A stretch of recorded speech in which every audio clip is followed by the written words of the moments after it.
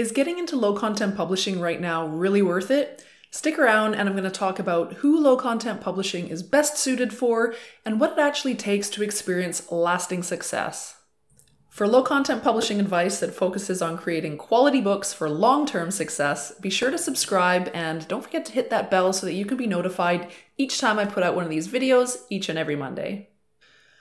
Okay, so over the last few years, I've seen an absolute flood of desperate, short-term thinking, shiny object-seeking self-publishers enter the low-content publishing space. Now, I've been predicting this for a few years simply because I saw the exact same thing happen in the nonfiction space and then the fiction space, and with low-content publishing, there's even less of a barrier to entry. So it is, a lot easier of a market to get into. So once that barrier to entry has been reduced in the way that it is reduced with low content publishing, you're just going to see a lot more people wanting to get in on the action. When people have seen the massive success that some of us have had in this space, they naturally want to get in on it and get a piece of that pie. And, frankly, that's exactly what led me to entering the self-publishing space to begin with as well. I saw others experiencing really, really big success and I wanted some of that. So, that's exactly why I got in on it. But what I've also noticed is because some people have had this great success, there's been this huge sort of hype machine surrounding low content publishing. And I think it's created some flagrant abuse of the system.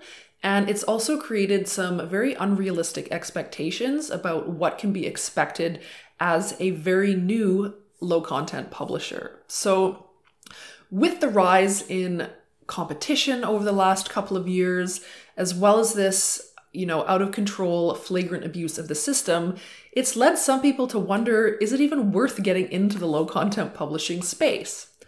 So in my experience, I have to give a very enthusiastic yes to that question. I definitely think that it is still worth it to get into low content publishing. This is an absolutely fantastic opportunity still for the people that are willing to put in the time and effort. But I do think that low content publishing is not for everyone, and I don't think everyone that gets into it is going to experience success.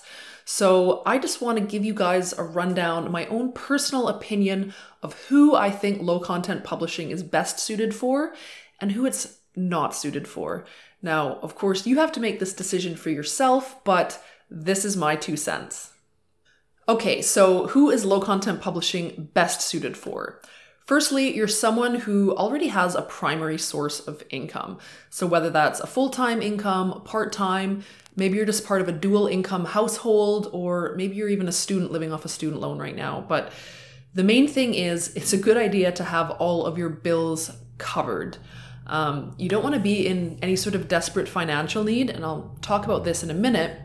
But the main reason here is this is not going to happen overnight. It takes some patience, and you're more likely to have that patience and not make any silly, costly mistakes when you're not worrying about how you're going to put the next meal on the table or how you're going to pay your rent. So I always advise people, if you're getting involved with this, make sure you've got some primary income coming in and all your bills are covered first. The next thing I would say is you should have a specific financial goal and a clear why attached to that goal. So if you don't know exactly what goal you're going for or why you want to achieve it, it's very likely that when the first obstacles crop up, you're simply going to quit. And the obstacles are going to crop up and it is going to get hard. And if you don't have that motivation, then chances are you're simply not going to stick with it long enough to get the results you want. So if you want a little bit more of a discussion on finding your why, then you can check out this video here, which I did a couple of weeks ago. The next thing is you're committed to achieving your goal and you're willing to put in consistent effort over time. So we're talking about dedication, we're talking about determination, the willingness to create a schedule that you stick to. Remember, if it doesn't get scheduled, it doesn't get done. So again, things are going to get tough. This is simple but not easy, and you need to be committed to achieving that goal and you need to be willing to put in that consistent effort. The next thing is you really should enjoy the low content publishing process. It is incredibly difficult to stick with something if you don't enjoy what you're doing. If you don't enjoy the process, chances are you're just going to quit. So I think wrapped up into this, being able to enjoy the process, you've got to be creative. Again, you don't have to be a professional designer to have success with this, but you do need to have some aptitude, some natural ability with design. You need to, from an objective standpoint, know what is visually appealing and why. Design is incredibly, incredibly, incredibly important, and I think it's part of the process that a lot of people really overlook. But when you think about it, when a customer's scrolling through Amazon, the first thing that's going to get their attention is the book cover. So it's got to be visually appealing to somebody. Now, if you don't have an aptitude for design, but you've got an aptitude for the research portion, then at least have someone that you can work with that does have that aptitude for design, because that is an important part of the process that shouldn't be overlooked. Now, going back to research for a second, it's pretty important that you at least don't absolutely hate the research process. I think for a lot of low content publishers, the research portion, especially keyword research, is the most tedious and difficult. It's not my favorite part of the process either, but I think, for myself, I do enjoy research in general, so that kind of helps get me through it a little bit better. If you really hate the research portion, again, it's going to be tough for you to stick with because it's just human nature. We don't tend to follow through with things that we don't enjoy doing. So it's important that you try and enjoy that part of the process as much as you can. And while on process, it's really important to recognize, again, while this process is simple, it's not always easy. In fact, most of the time, it's not easy. It does require some work. If it really were that easy, then everyone that got involved with low content publishing would be making money hand over fist, and they're not. So keep that in mind. Next, you are someone that respects the rules of the game. So you need to have read, understood, and adhere to all of Amazon's terms and conditions. Now, if you've seen the terms and conditions, you've seen what an interminably long list it is, but you really do have to read them and you have to stick to them to the letter. So whatever it takes, pour 2 liters of coffee, sit down for an hour in a comfy chair, try not to fall asleep, and just go through them and make sure you're following them to the letter. Next, you are someone that thinks long term. So again, you've got to have patience, not only for yourself, but with the process as well. You're learning a new skill. It doesn't happen overnight. So think about it in these terms. If you were learning how to play the piano, if you sat down after about 3 weeks of playing the piano and tried to belt out, Moonlight Sonata, how frustrated would you be if you were unable to do that at 3 weeks in? You probably wouldn't be very frustrated, right? You'd probably be very surprised if you were able to pull that off. And that's because you know that it's a new skill that you're just picking up. It's the same here.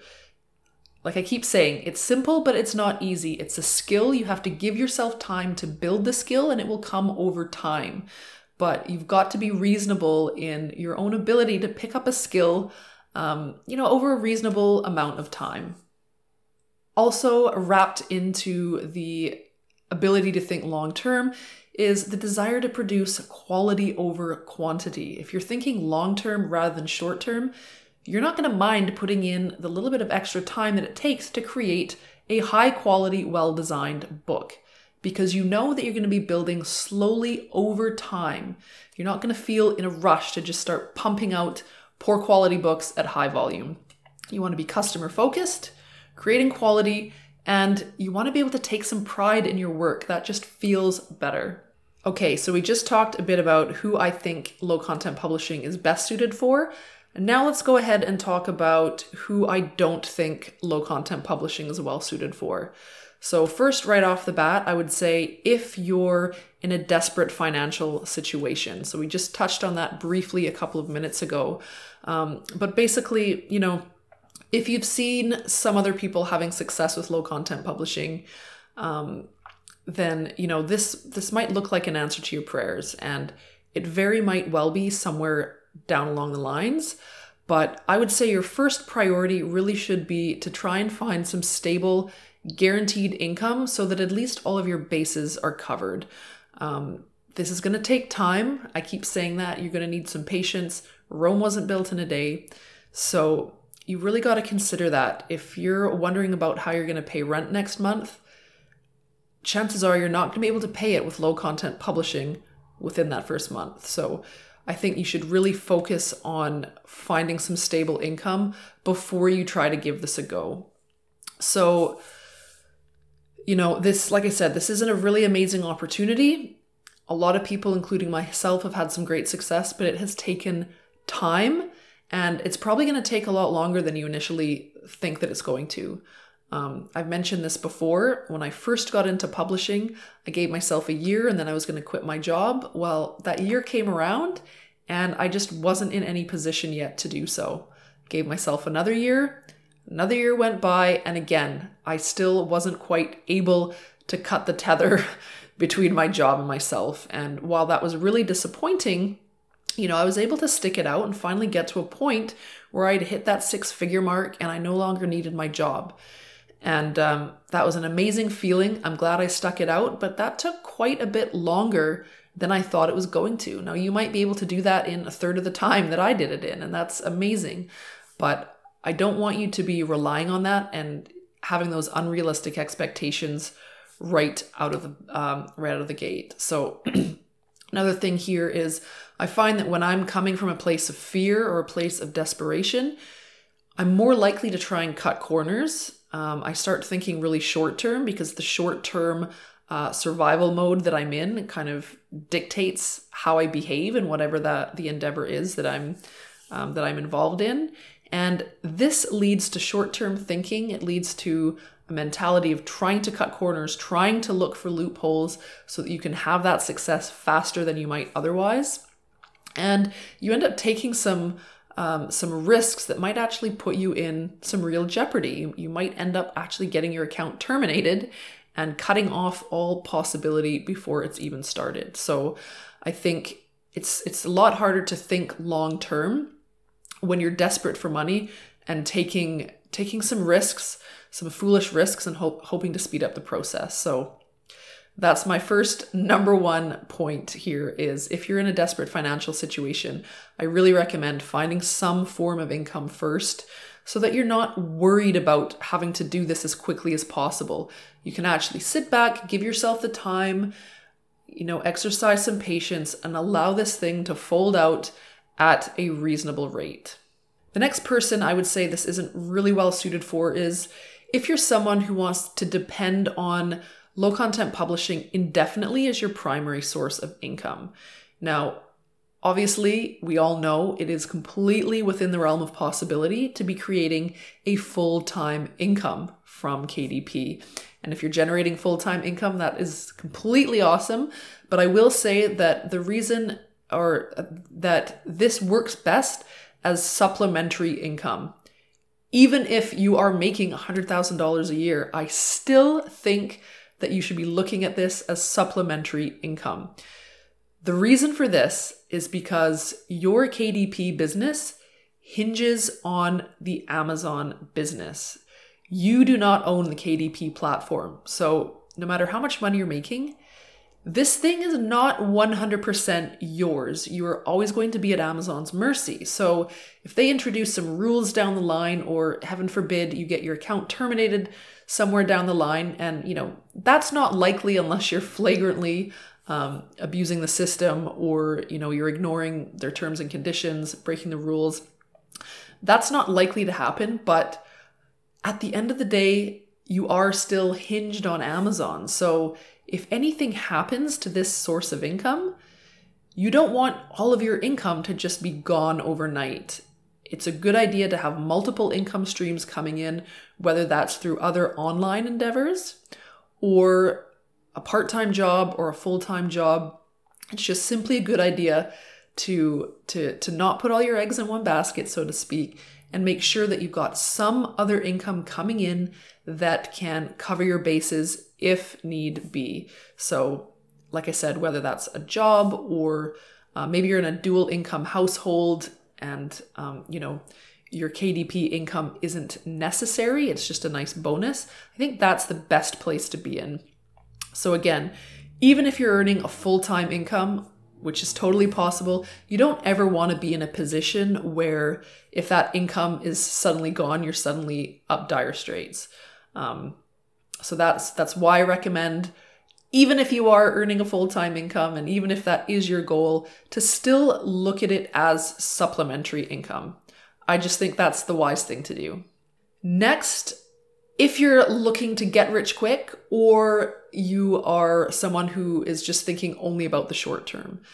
So again, it's a skill that you're going to acquire slowly over time. And I think it's most reasonable to expect a slow build. That's what I experienced. It was a slow build over time. And, I did get to my goal, but it did not happen overnight. I think thinking short term, or like this is some get rich quick scheme, this is what has led to this influx of self-publishers who are just pumping out books at incredible volume, very poor quality. They're just thinking the short term. They're thinking about, if I pump out thousands and thousands of books and I only sell 1 or 2 of them, then it doesn't matter, because I'm still going to experience success. And it can be easy to get sucked into that thinking because there are other people out there, some of them are on YouTube and have their own channels, and this strategy is working for them. They are creating massive quantity. They're just selling 1 or 2 copies of each because the books aren't of very high quality, and they are generating thousands of dollars. But the reason this is not a good long-term strategy is because it's simply not sustainable. In order to keep getting those 1 or 2 sales, you're going to have to keep producing books at that insane volume. You're never going to be able to take a break. And I don't know about you, but one of the main reasons I got involved with self-publishing was so that I could create a passive income stream. I didn't want to be pumping out hundreds of books a month indefinitely. There is a volume aspect to this, but there is a difference between a few hundred books and tens of thousands of books. If you can create a smaller number of higher quality books that are going to yield you greater returns, then why not opt for that, even if it takes a little bit longer to get there? So, when I had my 850 books up, those books, I had a nice big handful of those books that weren't just selling 1 or 2 copies. Many of them were selling 1 or 2 copies a month, but they were consistently making sales. And then I had a core group of books that were selling, dozens of copies a month. Some of them were selling hundreds of copies a month, and they remained stable. So when I had my daughter, I was actually able to just step away from my business for, it was like a good 6 months. And those were some of the most lucrative months that I ever had, and I wasn't doing anything. That is true passive income. You front load the work, and then you're reaping the rewards month after month afterward. And I hope that that's what you guys are striving for. I hope you're not thinking about the short term, and I hope you realize that if that is the approach you're taking, you're never going to be able to let up. You're going to have to keep producing at that high volume. You're never going to get to a state of passive income. All right, the last point I'm going to touch on here, and the last group of people that I think this is not suited for, are those that simply don't respect the rules and they're actively searching for a way to try and game the system. So it's been my experience now over the last few years, like 5, maybe even 6 years now that I've been publishing, loopholes always get closed, and accounts get terminated in the process. So I would consider spamming, which is what I just talked about, the uploading of thousands and thousands of poor quality books. This creates a terrible, terrible customer experience. And Amazon only cares about the customer. That's it. If customers complain that they're having a poor experience, you better believe Amazon's going to do something about that. And if you're someone who is participating in that problem, Amazon's going to have no qualms over terminating your account. So, this is kind of a hot topic lately with the changes that Ingram Spark has made. If you don't know what I'm talking about, I'll leave a link to that in the description below and you can check that out. But, it's got people wondering what, if anything, KDP plans on doing about this abuse of the system that's going on in low content publishing. And I think there is going to be something done. I don't know exactly what it's going to be, but I can tell you that the people who are going to be affected are the ones that are taking advantage of the system and just flat out abusing the system. So if you don't care about the rules and you're not willing to adhere to Amazon's terms and conditions, and you're looking for ways specifically to game the system, then I don't recommend getting involved because it's going to be short-lived. Now you know who low content publishing is best suited for and who it's not quite as suited for. And now you can make the decision for yourself whether or not it's worth it for you to get in on it at this stage of the game. If you'd like some more information on publishing low content books, please be sure to download my free guide, 3 Steps to Publishing Your First Low Content Book in Less Than a Day, and you will find a link to that in the description below. If you'd like to join a like-minded group of fellow low-content publishers, then also check out my free Facebook group, which you can also find a link to in the description below as well. Check out these videos next for more on how to create success in your low-content publishing business. And if you like this video, be sure to hit the like button, hit subscribe, and share this video with your friends. Thanks for watching!